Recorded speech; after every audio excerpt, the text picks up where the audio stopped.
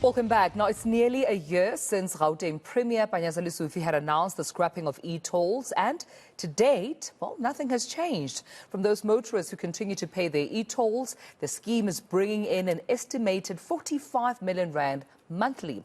Now, the organization Undoing Tax Abuse is urging Gauteng drivers to stop paying the e-tolls and says the money prevents them from being scrapped. So for more of this now, we're joined by Outa CEO Wayne Duvenage. And thank you so much, Wayne, for your time. A very warm good morning to you. I mean, where exactly are we with regards to the scrapping of e-tolls? And as far as Panyaza Lesufi and his promise and commitment to scrap them, because on one hand, a year ago, we heard that they would be officially scrapped. But on another, not only do we know that they're not scrapped yet, but we continue to hear from the Premier saying they're edging closer and closer to finally closing them. Yeah. You know, when they made this announcement a year ago, you'd think they were close, very close. In fact, they even said by the 31st of December last year, it would be scrapped, the system would be turned off. So they couldn't have been far away. In fact, to make a decision or make that announcement and set a date means that you have resolved everything. To sit here a year later and say they're still ironing out one or two matters and they're getting closer is just sheer incompetence. This is just sheer... you know, I don't know what else to do but to say that the trust deficit in government grows continuously as a result of this type of lack of ability to implement their own decisions.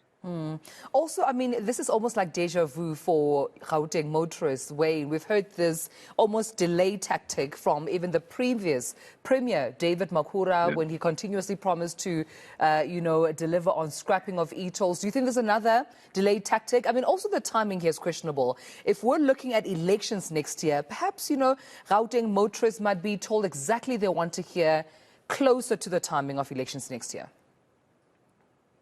Well, that would be a big mistake by the ANC if that's what they're trying to do, because I don't think the public are fooled anymore. You know, they're not paying, as you were saying earlier, 45 million rand a month is less than 10% of what they had anticipated for the scheme to bring in every year. So nobody's paying other than a few corporate organizations, and they need to, they are the people that are keeping it on life support.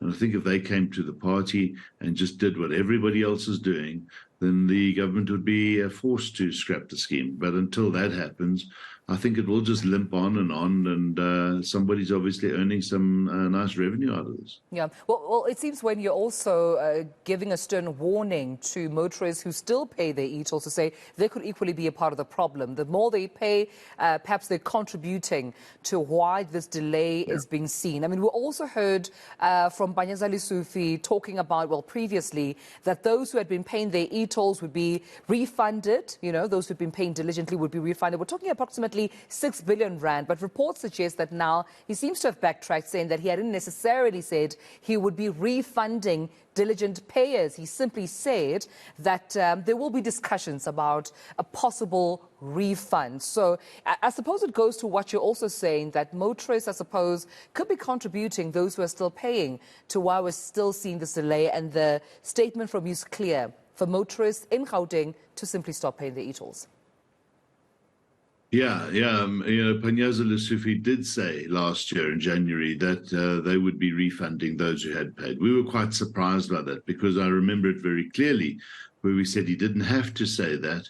And one wondered where the money was coming from, because it was not his statement to make. It was one that should have come from SANRAL. And we asked SANRAL, they were confused as well about that statement. So he did make that statement. He's now backtracking, and that's a problem. Again, you know, people shooting from the hip.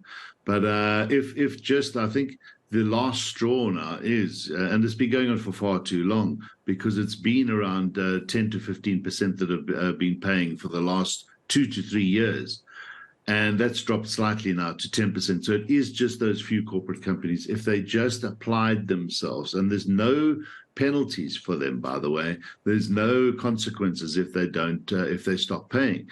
So they're the ones that are keeping it on life support, and we appeal to them, you know, to exercise moral courage, to do what everybody else has done, especially after government has said they are scrapping the scheme and that there are no consequences. It just doesn't makes sense to continue to pay right now. Yeah, perhaps also just remind us, Wayne, of your, yours and Outa's very strong stance on the ineffectiveness of e-tolls. I mean, since inception.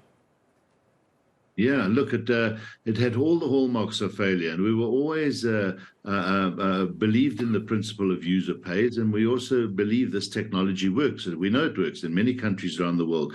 The problem with this scheme in South Africa was that the administration costs were 3 times that as a percentage of the income than the average around the world. 3 times that.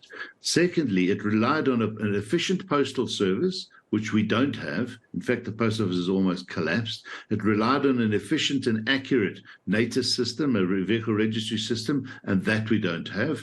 And it relied on possible enforcement. And there's no enforcement opportunity for government on this. They cannot blacklist people. They cannot suspend your licenses if you don't pay your vehicle licenses. They cannot even summons you for non-payment. And this is a matter that has been ventilated in court for a number of years. So with no consequences, no ability to enforce, no way to manage the scheme, it was always going to fail. And we said to government a long time ago, please use the other mechanisms, which is the ones they've now chosen.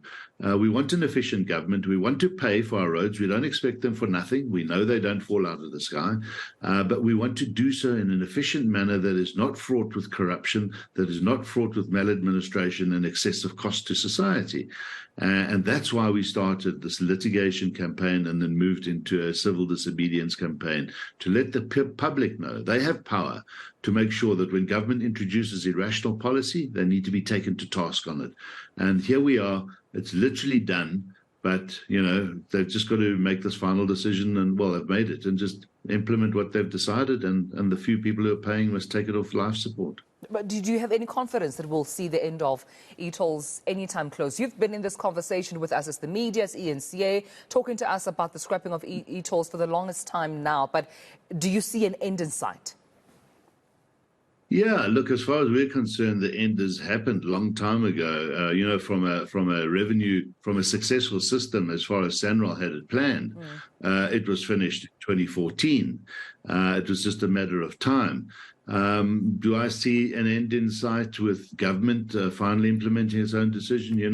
In October last year, that was when we arrived at that, and we said, thank goodness, sanity has eventually prevailed. And I really didn't think we'd be sitting here a year later.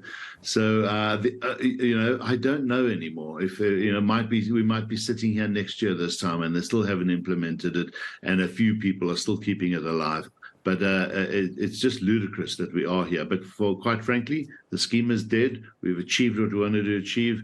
It's just those last few people who are paying. Well, if they prefer their money out of their bank account and in SANRAL's bank account, that's their choice. They really are wasting their money. Well, we leave it then. Thank you so much, Wayne, for speaking to me this morning. Outa CEO Wayne Duvenage, thanks for your time right here on the South African Morning Talk.